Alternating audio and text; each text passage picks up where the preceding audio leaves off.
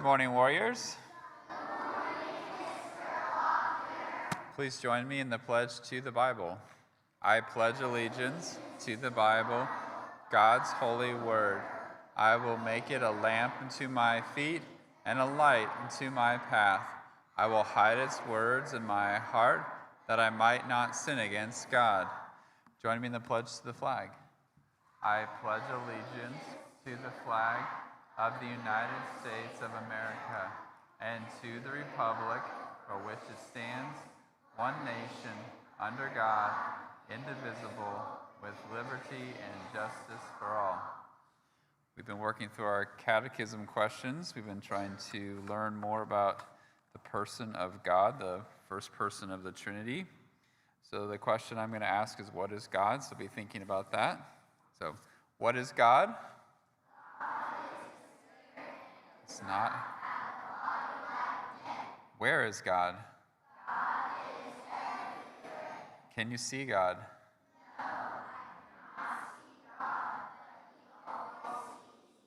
So that's omnipotent. He's omnipresent, so it's his eternal attributes, is the omni attributes that we've been talking about. We've also been doing our sound offs, things that make school a better place. We've been talking about school rules, but we want to also talk about some other things. We've talked about what we want for lines. Let's try that one. Lines.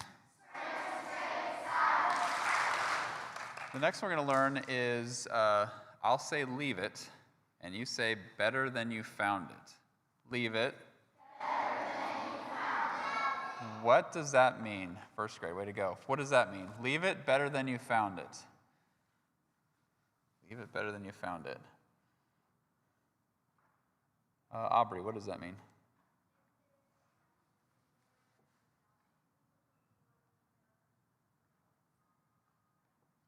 Right? There's trash, picking up trash. What else? What else? Holland, what else does that mean? It could mean leave it alone, right? Leave it better than you found it. What does that mean?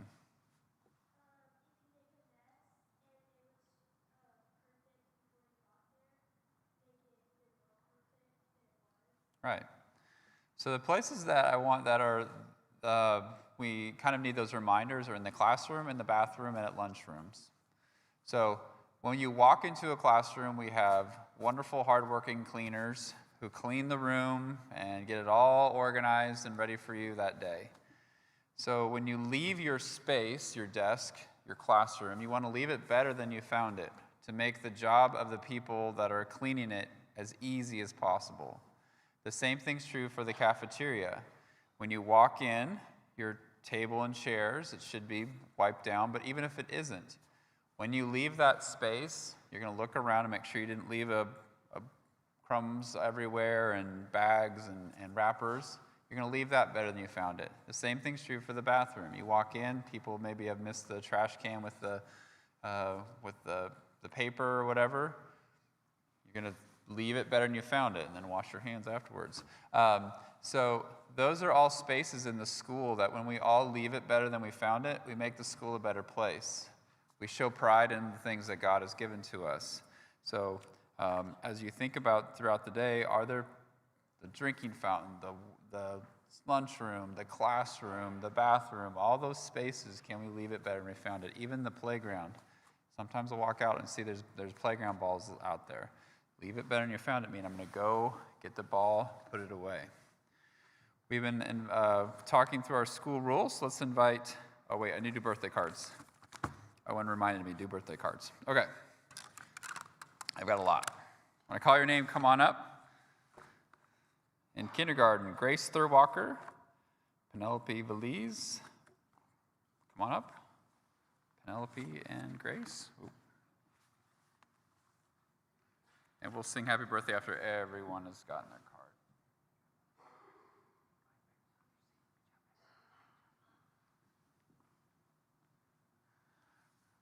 First grade, Bobby Landig.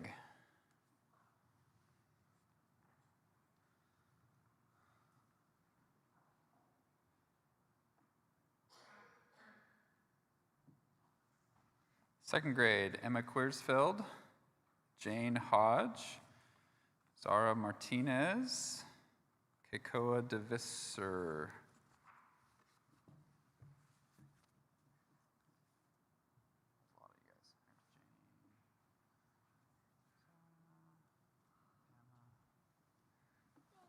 You're welcome. Oh, there's a couple more kindergartners. I forgot. Zeke Salazar and Caden Drillin.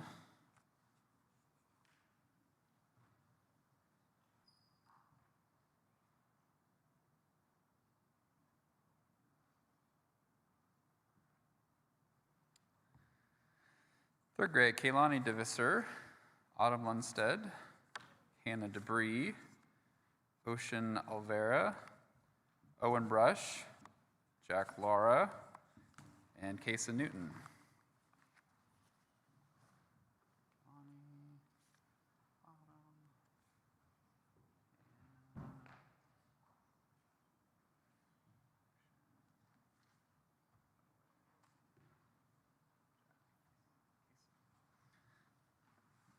Fourth grade, Brooklyn Chavez, Liam Kasurik, Darian Wallace. Oh, that's fifth grade, sorry.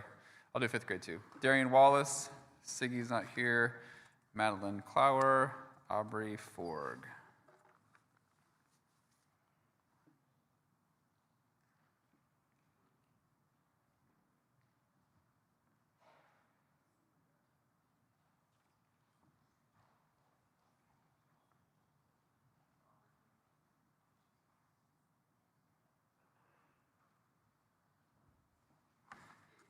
And sixth grade, Jeremiah Cavazos and Alex Hodges.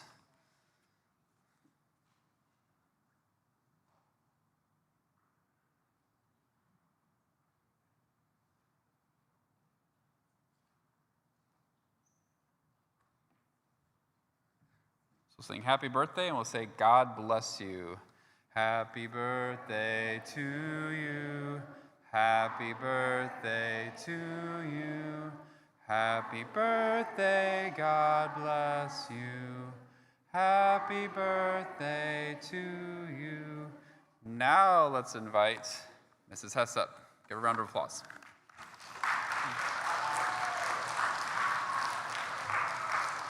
Good morning, Warriors. So today we're going to talk some more about fearing God. Yesterday we started memorizing Proverbs 1:7, so let's practice that now. My turn. The fear of the Lord is the beginning of knowledge. Your turn. But fools despise wisdom and instruction. Your turn.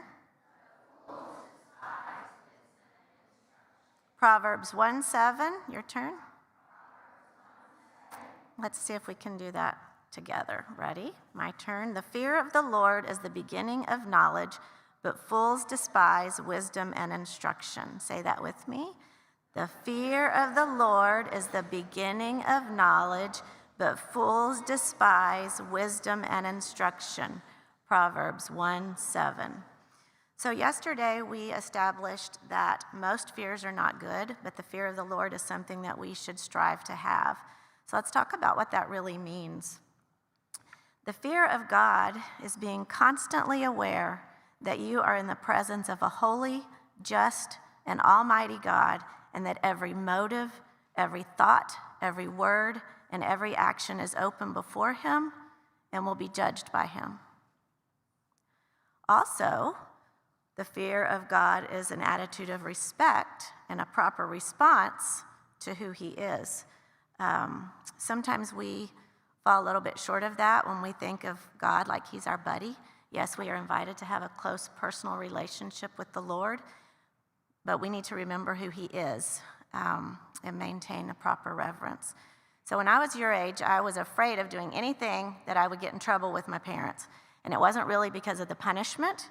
It was because I loved them and respected them, and I did not want to do anything to hurt or disappoint them. That is a very small example of what it is to fear the Lord. Think of who the Lord is. He spoke the world into existence. He made you and takes care of you. He parted the Red Sea. He flooded the whole earth. When Moses came down from Mount Sinai after receiving the 10 Commandments, his face shone. after being in the presence of the Lord, so much so that it scared everybody, and he had to cover his face to speak with them. So to fear God is to be so struck by his awesomeness that it changes everything about you. So what does that look like at Annapolis? I can give you one example, and then I want you to think and tell me if you can tell me something else. So think about when we are praying at Annapolis. If our teacher is praying or our classmate is praying, are we keeping our head bowed and focusing on what we're talking to the Lord about? Are we laying down or falling asleep? So we should be keeping our focus on the Lord. What else? Can somebody give me another example of how fearing the Lord might look at Annapolis? Yes, ma'am.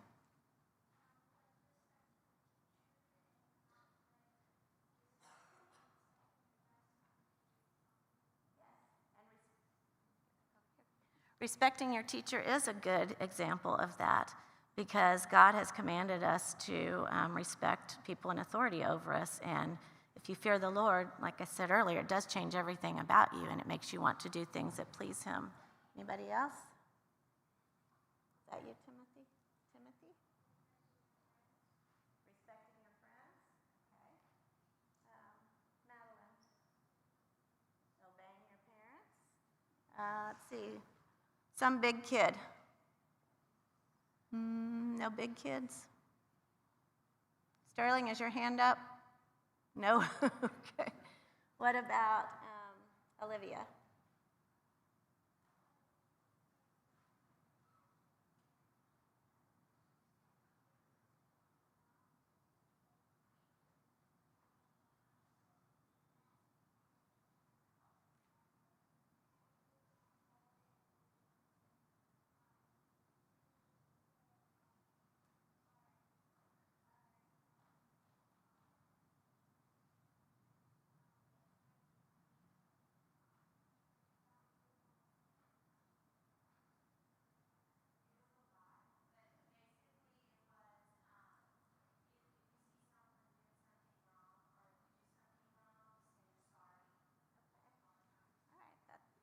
Those are good examples, but I want you to think seriously about who the Lord is and what kind of relationship you should have with him. Yes, you should have a personal and close relationship with him. We are invited to do that, and we should do that, but we also need to remember who he is and treat him with that respect. Y'all have a great day.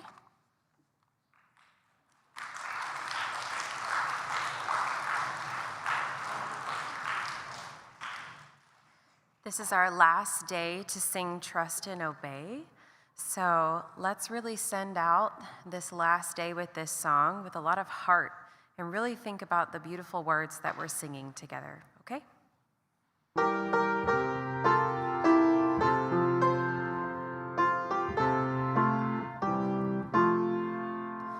When we walk with the Lord in the light of his word, what a glory he sheds on our way.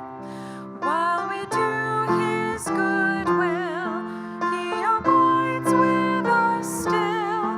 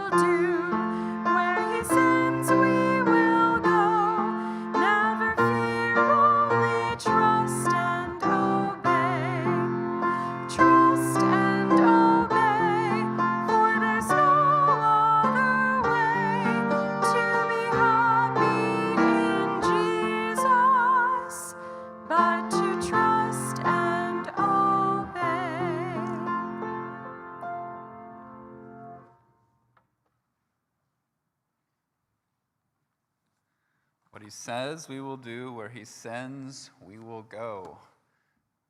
Never fear, only trust and obey. But today we're going to work on leave it. Yes, Lord be with you.